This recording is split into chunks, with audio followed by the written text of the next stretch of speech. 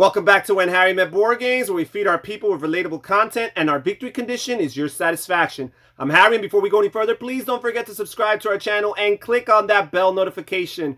That way, when we are doing our thing, YouTube lets you know. Today, I'm doing another episode of my board game collection, Shelf by Shelf, and today we'll be covering shelf number 14. So let's get straight to it. So this right here, guys, is shelf number 14, and we'll start and work our way from the left. We have Survive, Escape from Atlantis, classic board game originally designed in the 1980s, but reworked and republished by Stronghold Games in the last decade or so. And this is a game about players basically trying to move a bunch of their explorers from the island of Atlantis as it is sinking, and avoiding all the different sea creatures that exist there. You got whales and sharks and squids and sea dragons that are all capable of hurting the players in different ways. It is a game for very tolerable people, because this game, or tolerant people I should say, because this game is very cutthroat, very mean, very take that. So if you do not have the stomach and the patience to endure that, it's probably not the game for you. But it can be lots of fun. It does kind of overstay its welcome. I do feel like it's a little bit longer than it needs to be. But again, for a board game from the 1980s, I think it plays really well. It's still in my collection because I do want to teach it to my son and daughter when they grow up. Then we have Devon here, which is my favorite of the GIP project series, or at least the games I've played.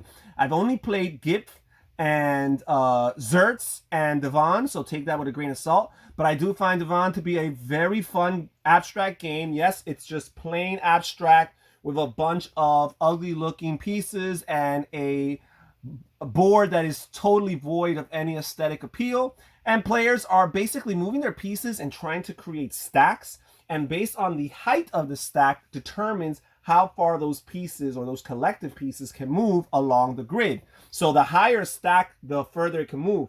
But the thing is, you cannot move your stack up to the amount of its height. You can move it only exactly the amount of its height. So it can be actually, as the game progresses, very limiting. And as you're moving the pieces, you are defeating other players and their pieces, and you're severing them from the sources of life. Basically, there's 3 major pieces on the board that, as long as you have a link to those pieces, your pieces remain alive and active. But if you're severed from those 3 pieces, then your pieces are removed from the game, and you win by ultimately being the last player to have any pieces left on the board.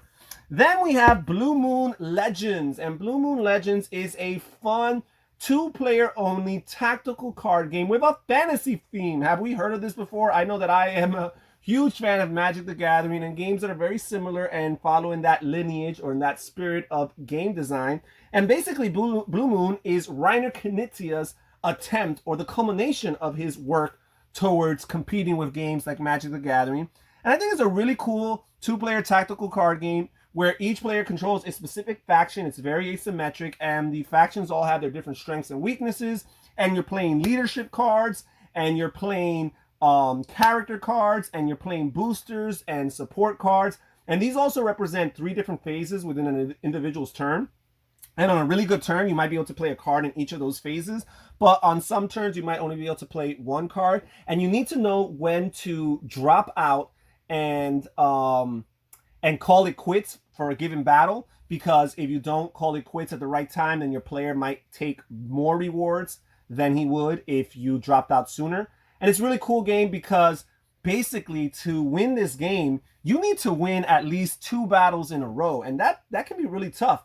And in most cases, you're actually going to have to win 3 or even 4 battles in a row to win this game. So you're going to have to get on a really hot streak. Well, I guess that's to win the game in its cleanest fashion. There is another way of cleaning the game, or winning the game, where basically time runs out, a player's deck runs out, and whoever has the most points currently would win the game in that case. But other than that, to win this game, the true way it's meant to be won, you need to win anywhere from 2 to 4 hands in a row. And that's Blue Moon Legends. And then here we have Downforce. And this, just like Survive, is a game that was originally designed many decades ago. This was designed in the 70s by Wolfgang Kramer, and basically was reworked and republished by Restoration Games just a few years ago. And they added some special powers that players can have to kind of modernize the game. So now you have your typical car racing game, but it's card based, not dice based, like games like Formula D. So you're playing these cards that allow you to manipulate and move all the different cars. And you as a player might own one, maybe even 2 or 3 cars, depending on the player count.